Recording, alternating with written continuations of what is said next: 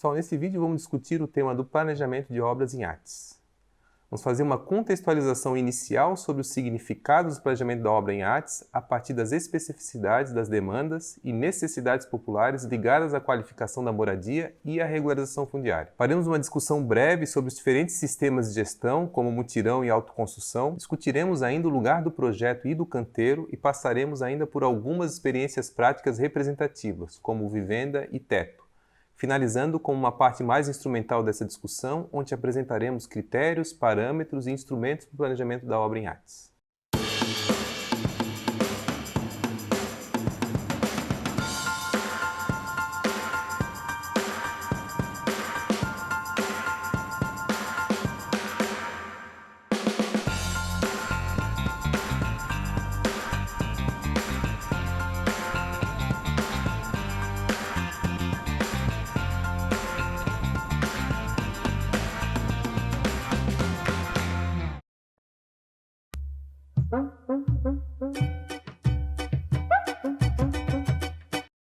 Como já dissemos anteriormente, a metodologia de artes é muito diferente da prática de um arquiteto convencional que só faz projetos com um bom orçamento de dentro do seu escritório.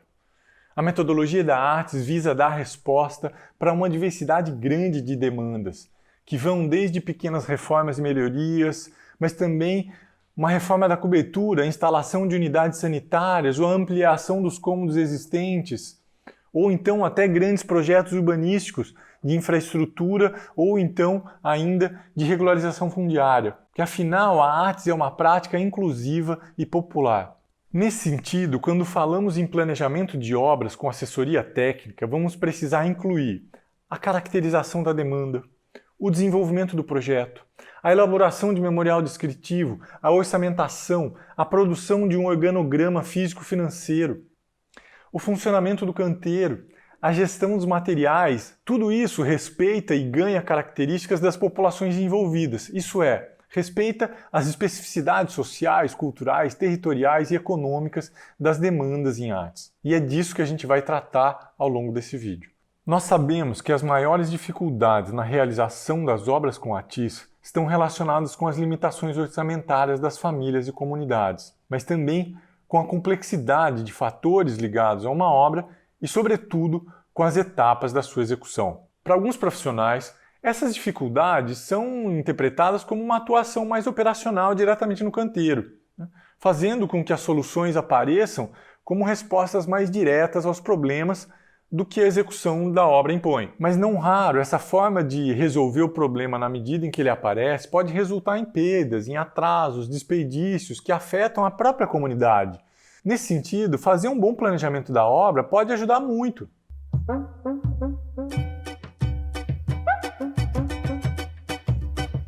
Todo planejamento é um modelo teórico para a ação futura.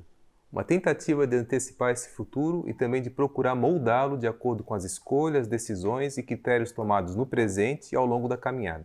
Em uma obra, o planejamento tem como objetivo principal levantar as demandas, prever os riscos, os prazos, os custos, estabelecer critérios de acompanhamento e de qualidade na execução de determinado projeto. Isso serve tanto para o aeroporto, para o hospital, mas também para artes. Mesmo que o contexto, os valores e a filosofia na atuação profissional possam não ser necessariamente a mesma. Alguns dos benefícios que o planejamento da obra pode trazer são, por exemplo, o maior domínio da obra, suas especificidades e necessidades, a antecipação de situações desfavoráveis, a melhor gestão dos recursos materiais, humanos, financeiros e ambientais, a identificação das diversas etapas da obra, suas interdependências e caminhos críticos, a possibilidade de melhor comunicação e entendimento com os demais atores e instâncias presentes na obra, como os possíveis mutirantes, os construtores, os fornecedores ou o próprio morador, entre outros agentes possíveis. Na artes, onde geralmente os recursos são mais escassos, o planejamento da obra, assim como a criação de rotinas adequadas de acompanhamento e controle, tornam-se mais que importantes, não somente para viabilizar a execução da obra, como também para a própria continuidade e subsistência dos profissionais envolvidos. No caso das obras em comunidades e grupos, com enfoques em dinâmicas participativas e pedagógicas, o planejamento da obra torna-se uma ferramenta importante de diálogo e organização coletiva, a partir do qual pode haver maior compreensão global do processo entre os diferentes agentes, suas etapas, as maiores dificuldades, as responsabilidades, os prazos, etc. Como já dissemos também, a metodologia da ATIS implica uma ressignificação da prática da arquitetura e urbanismo. E também um acúmulo de competências que vai além do conhecimento mais procedimental da prática projetual. Essas questões influenciam fortemente como o planejamento de obras pode ser concebido e praticado na ATIS.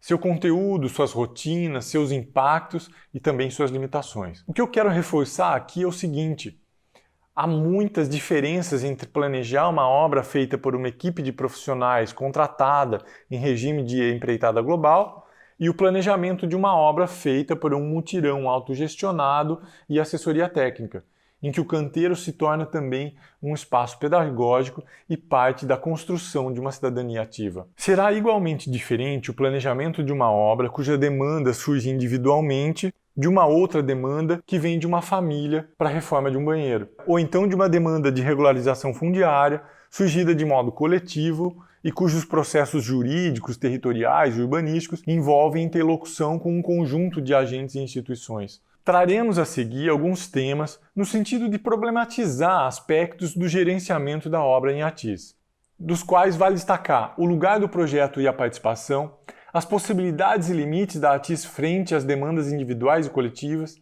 e o debate entre padronização e particularização. Falaremos agora de alguns aspectos essenciais para o planejamento da obra em ATIS, que devem, obviamente, ser analisados e adaptados de acordo com o contexto específico no qual o profissional se insere. Esses elementos são, por exemplo, a caracterização da demanda em ATIS, a definição do ciclo de projeto, a formação da equipe, a análise da viabilidade entre a experiência e a inovação, os regimes de construção e a participação dos usuários no projeto, a busca por um gerenciamento simples, flexível, colaborativo e eficaz, a necessidade de controlar gastos, reduzindo os custos, quais critérios para isso, e elaborando o cronograma físico-financeiro de execução e de acompanhamento.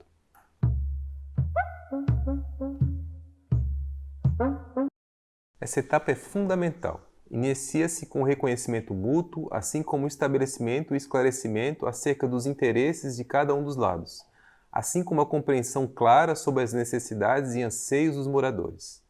Essa etapa de aproximação deve objetivar e identificar as reais necessidades dos indivíduos e grupos, questões e problemas que não são somente de dimensões objetivas, mas também subjetivas. Quando as demandas são menores e mais objetivas, sobretudo aquelas oriundas de indivíduos ou famílias, reforma de um telhado, construção de um banheiro, de uma fossa séptica, por exemplo, a caracterização da demanda pode ser mais simples. Caberá, no entanto, ao arquiteto, muitas vezes, ter a sensibilidade para identificar possíveis situações e necessidades que estão além daquela externalizada em primeiro momento. Por exemplo, as causas e origem dessas demandas, a relação de dependência dessa demanda em relação a outros problemas visíveis ou não, os impactos que o enfrentamento de determinada demanda pode trazer, sendo benéficos ou não. Quando as demandas são coletivas, no entanto, a complexidade na sua definição é potencialmente maior.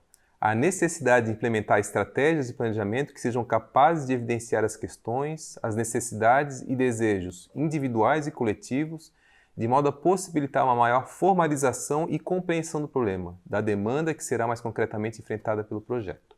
É muito comum encontrar pessoas com pontos de vista conflitantes, o que pode ocorrer dentro do grupo de profissionais, entre profissionais e a comunidade e dentro da própria comunidade. Essa situação é muitas vezes resultante de compreensões diferentes dos fatos, dos problemas, de suas causas e das possibilidades de enfrentamento. Um problema adequadamente identificado, cuja compreensão das causas e das consequências é igualmente compartilhada e legítima frente aos partícipes do projeto, é essencial. Pode ocorrer também que uma demanda se modifique ao longo do projeto, tanto pelo aparecimento de novas situações não previstas, restrição orçamentária, conflitos interpessoais, fenômenos meteorológicos, etc., como também pela mudança de percepção dos diferentes agentes em relação às possibilidades e limites do projeto. Assim como ocorreu na etapa inicial, essas mudanças na demanda devem ser o resultado do diálogo e do entendimento mútuos.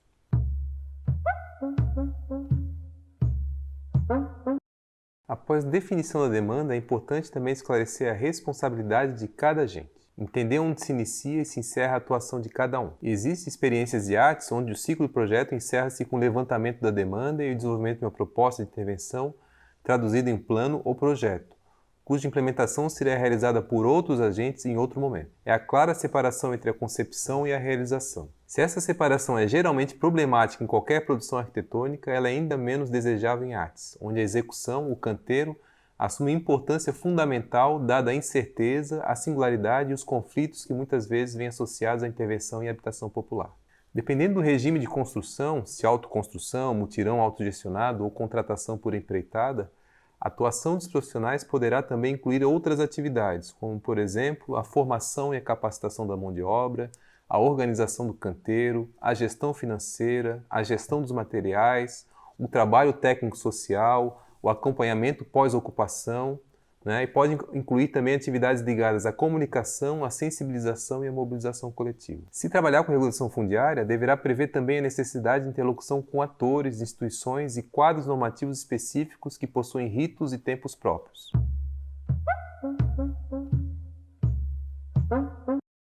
Ajustada à demanda e à abrangência de atuação, deverá ser estruturada a equipe de trabalho, que pode incluir agrimensor, calculistas, geólogos, geógrafos, orçamentistas, assistentes sociais, engenheiros, advogados, antropólogos. Mas, obviamente, tudo isso depende de orçamento e da rede de apoiadoras e apoiadores. E enquanto o artismo se estrutura como política pública, com fluxos financeiros e institucionais mais contínuos e permanentes, a atuação de arquitetos e urbanistas continua potencialmente complexa. Pode ser parte dessa atuação buscar redes de solidariedade e cooperação, buscar apoio em universidades e outras instituições. É parte desse planejamento identificar o grau de comprometimento de cada um desses apoiadores e dessas parcerias. É preciso identificar o momento de participação de cada um desses. E mesmo que seja planejada, uma obra poderá contar com contingências, altos e baixos. O núcleo da equipe técnica precisa estar preparada para superar impasses, visualizar janelas de oportunidades, manter continuidade dentro de precariedades. E o Samuel vai falar mais sobre isso.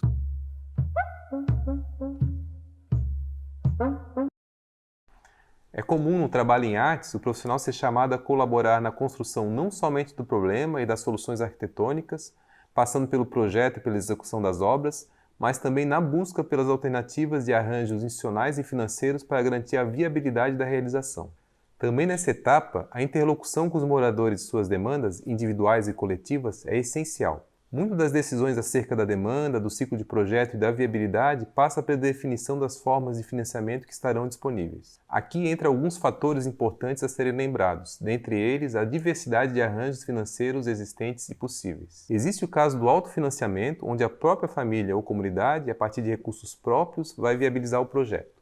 Nesse caso, a definição dos objetivos, prazos, equipe e da viabilidade deverá compatibilizar as demandas, desejos dos usuários, a efetiva capacidade de financiamento dos indivíduos ou comunidades. Inclui-se nesse tipo também os projetos viabilizados a partir do acesso ao financiamento bancário como o microcrédito. Existe ainda o caso da busca por recursos, quando o arquiteto é chamado a colaborar na montagem de uma proposta, ser submetido a um determinado programa de financiamento público ou privado. Nesse caso, a proposta deve se ajustar aos parâmetros do próprio programa, custos, prazos, objetivos, etc., apresentando-se muitas vezes como uma forma de atuação de risco, pois nem sempre há garantias de que a proposta seja selecionada pelo referido programa. Ainda na linha da busca por recursos, existem os projetos em artes que são desenvolvidos como forma de sistematização das demandas e desejos das comunidades e também como organização política, fazendo com que o projeto a ser concluído seja também um instrumento de disputa e pressão da comunidade para com o poder público no sentido de viabilizar a garantia constitucional do direito à moradia. Para cada contexto específico, independente da escala e do arranjo financeiro, o profissional deverá se preocupar em fazer um ajuste fino e processual entre as expectativas dos diversos agentes, as demandas coletivamente acordadas e as formas, caminhos e alternativas de realização. Surge dessa equação complexa a reflexão sobre a viabilidade ou não do projeto. A importância da participação nesse processo, portanto, não está somente na definição das demandas, mas na negociação contínua e muitas vezes conflituosa das possibilidades e obstáculos presentes na trajetória que liga as necessidades e os desejos dos indivíduos e grupos à efetiva realização das intervenções.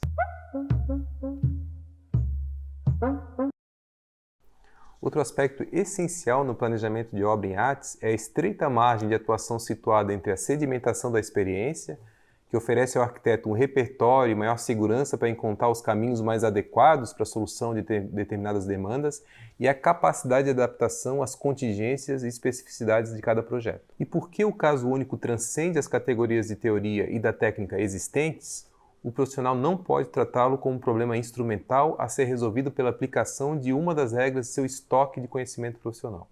O caso não está no manual. Se ele quiser tratá-lo de forma competente, deve fazê-lo através de um tipo de improvisação, inventando e testando estratégias situacionais que ele próprio produz. O planejamento da obra em artes deve considerar, portanto, essa zona cinzenta da incerteza e da singularidade como parte do processo, como parte de um tipo de saber fazer mais espontâneo, um tipo de conhecimento tácito que não se aprende em manuais e onde a experiência pregressa é relativizada. Isso não significa de forma alguma uma abertura para o experimentalismo inconsequente ou o desprezo à vivência, ao acúmulo de conhecimento, à sedimentação da prática a partir de experiência profissional. Existem formas diferentes de organizar a execução de uma obra, o que podemos chamar de regimes de construção. O programa Minha Casa Minha Vida, por exemplo, previa 4 modalidades: autoconstrução, assistida, mutirão ou autoajuda, administração direta e empreitada global. Em relação ao primeiro e segundo tipo, Maricato define: a autoconstrução, o mutirão, a autoajuda, a ajuda mútua são termos usados para designar um processo de trabalho calcado na cooperação entre as pessoas, na troca de favores, nos compromissos familiares, diferenciando-se, portanto, das relações capitalistas de compra e venda da força de trabalho. Na autoconstrução, o morador é o responsável pela execução da obra, podendo ser de forma individual ou solidária com outros familiares ou pessoas da comunidade. Grande parte das moradias no Brasil é feita neste regime, sem, no entanto, serem assistidas, ou seja, terem um acompanhamento técnico e profissional. Na administração direta, a família ou entidade responsável pelo projeto faz a gestão financeira do projeto e pode fazer a contratação de profissionais ou empresa para a execução de parcial dos serviços necessários. A entidade responsável poderá ainda fazer a gestão nas compras e destinação dos materiais de construção, por exemplo. Neste caso, possíveis economias ou desperdícios no processo de execução das obras é de responsabilidade da família ou entidade responsável.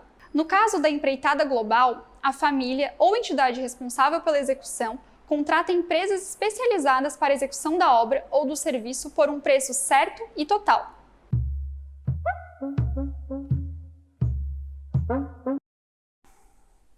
Portanto, o planejamento da obra não deve se adequar somente ao tipo de demanda, se reforma, construção nova, melhoria urbanística ou regulação fundiária, deverá também prever qual é o regime de construção a ser implementado. A assistência técnica profissional é essencial em todas as modalidades, muito embora a forma de atuação varie muito. Se por um lado a empreitada global retira da família, da comunidade, da assessoria técnica parte da responsabilidade da gestão financeira e de materiais, por exemplo, por outra, aumenta a responsabilidade na escolha da empresa e dos construtores, que deverão garantir a execução da obra de acordo com os parâmetros estipulados no contrato. Nesse regime, o papel dos usuários e do profissional é de acompanhamento próximo e fiscalização. No caso da administração direta, ela poderá exigir, no processo de planejamento da obra, a capacitação de indivíduos ou grupos para a gestão administrativa do fluxo financeiro de materiais, assim como na contratação de equipes de construtores e de serviços específicos, o que exigirá também uma coordenação dos fluxos de trabalho, pois quem deverá ter a visão global da obra será a família ou a comunidade assistida. Já o mutirão exige uma complexidade maior de organização dos indivíduos e grupos, exigindo um cuidado especial na comunicação e capacitação dos diversos atores. Se por um lado é mais complexo, por outro, o mutirão apresenta também o potencial de constituir, se adequadamente conduzido e com a abertura dos atores, a fortes laços de coesão e solidariedade interna do grupo, permitindo ganhos que vão muito além da obra em si, possibilitando também ganhos em inúmeras frentes, como construtivo, urbanístico, arquitetônico, estético, social, econômico, educativo, democrático, político e humano. Cabe ainda destacar que a Lei da Artes coloca como prioritárias as ações realizadas em regime de mutirão.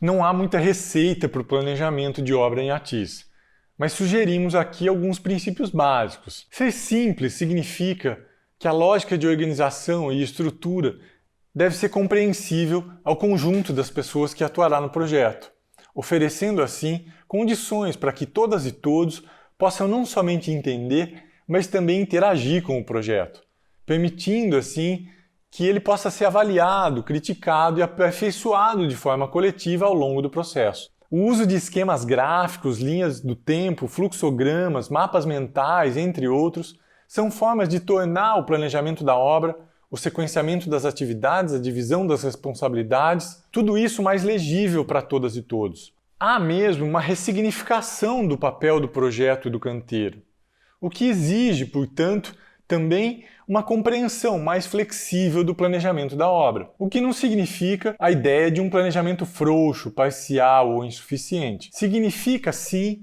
a necessidade de prováveis adaptações ao longo da caminhada e de reajuste de rota, sempre que novas condicionantes ou excepcionalidades aparecerem. Essa situação é tanto mais importante quanto maior for a escala ou a complexidade da demanda, e deverá vir acompanhada do mesmo esforço de diálogo e coordenação e concertação prevista no início da obra. Nos acostumamos a reconhecer projetos de habitação social a partir de princípios como de pobreza formal, homogeneidade, precariedade nos usos de materiais, a reprodução de técnicas construtivas e soluções estruturais independente do lugar e do contexto no qual se insere. Geralmente, essas soluções são motivadas por uma lógica mercadológica de produção da habitação, onde a redução de custos significa necessariamente uma perda da qualidade arquitetônica, urbanística, plástica e construtiva da obra. O planejamento da obra em artes, no entanto, pode praticar a preocupação de controle de gastos e de custos sem comprometer a qualidade final da obra. Incorpora-se assim uma forma particular de ver a arquitetura, aplicando soluções simples, economicamente viáveis, assim como permitir a estandardização de determinadas soluções, o que ainda na década de 40 não era visto de forma pejorativa por um dos grandes arquitetos contemporâneos. A estandardização não significa que, no seu aspecto formal, todas as casas sejam construídas com a mesma forma. Ela será principalmente usada como método de produzir um sistema flexível no qual cada habitação pode ser feita de modo ajustável. Isso significa que cada casa será diferente da do seu vizinho, no sentido de que existirá uma estandardização muito formal de elementos arquitetônicos e de células de edifício. A questão fundamental aqui, portanto, como realizar obras acessíveis e de qualidade com espaços e recursos limitados. Para tanto, o profissional poderá tirar partido, por exemplo, de técnicas como a reutilização adaptativa de materiais pré-existentes, a racionalização no uso de materiais de acordo com seu dimensionamento, de modo a reduzir custos e tempo de execução. Fazer também um treinamento adequado das equipes e construtores, de modo a evitar desperdícios e retrabalhos. E também uma adequada gestão e armazenamento dos materiais. Em regimes de mutirão, por exemplo, entram outros fatores, como o adequado cuidado e manutenção das ferramentas e equipamentos de trabalho, o adequado ajuste das etapas de realização da obra, a definição clara das responsabilidades, a clareza também nos processos e fluxos internos da obra, uma boa organização do canteiro, a existência de canais adequados de acompanhamento da obra pelos usuários individuais ou coletivos, entre outros. Dependendo do tamanho e da complexidade da obra, será necessário também organizar um cronograma físico-financeiro, que nada mais é que uma representação gráfica do plano de execução de uma obra. Embora uma obra em artes incorpore certa imprevisibilidade, a elaboração de um cronograma físico-financeiro deve procurar estabelecer uma visão, um escopo, geral do projeto e de sua materialização, desde as etapas iniciais de mobilização e montagem do canteiro, passando pelas etapas previstas no projeto, pela desmobilização e conclusão da obra, assim como no acompanhamento pós-obra, caso seja necessário. Cada nova decisão realizada em conjunto com o proprietário ou comunidade, cada nova condicionante surgida no canteiro deve significar um reajuste de rota, o que, no entanto, não deve significar que a existência de um cronograma é supérfluo ou desnecessário. Entre outras questões, esse cronograma físico-financeiro ajuda, por exemplo, a construir uma percepção comum sobre a obra e a sequência das atividades, encontrar os caminhos críticos que merecem maior cuidado e atenção, gerenciar os diferentes serviços, atores e instituições que incidem sobre o projeto, assim como o momento em que cada um atua e suas correlações de dependência ou autonomia, controlar a parte financeira do projeto, assim como o ritmo dos desembolsos necessários em cada etapa, e controlar os produtos e resultados do projeto, assim como a introdução de novas atividades, caso seja necessário. Como vimos, o planejamento de obras em artes é algo complexo. Para cada assunto abordado, seria possível desenvolver um novo curso, e por isso passamos agora para a sugestão de algumas obras que possam servir para o aprofundamento da reflexão e do conhecimento acerca da artes. A primeira obra é essa aqui, cujo título é Usina entre o Projeto e o Canteiro, Trata-se de um conjunto de textos que reflete sobre diferentes aspectos da atuação da assessoria técnica e uma seleção de trabalhos realizados nos últimos 25 anos. A segunda obra que recomendamos é a Tese de Livre-Docência do professor João Marcos de Almeida Lopes, defendido em 2011 no Instituto de Arquitetura e Urbanismo da Universidade de São Paulo. O título dela é Sobre Arquitetos e Sem-Tetos, Técnica e Arquitetura como Prática Política. Outra referência interessante ainda, como já dissemos, é o Guia da Assistência Técnica para a Habitação Social, o passo a passo feito pelo CAU de Santa Catarina. Mas esses são só alguns exemplos. Há muitos outros materiais legais de referências que já mencionamos aqui ao longo do curso. E há também muita coisa que pode e deve ser sistematizada. Tecendo amanhã. Um galo sozinho não tece uma manhã. Ele precisará sempre de outros galos. De um que apanhe esse grito que ele o lance a outro. De um outro galo que apanhe o grito que um galo antes e o lance a outro. E de outros galos que com muitos outros galos se cruzem os fios de sol de seus gritos de galo, para que amanhã, desde uma teia tênue, se vá tecendo entre todos os galos. E se encorpando em tela entre todos, se erguendo em tenda, onde entrem todos, se entretecendo para todos no todo, amanhã que plana livre de armação, amanhã todo de um tecido tão aéreo que tecido se eleva por si. Luz Balão. João Cabral de Melo Neto.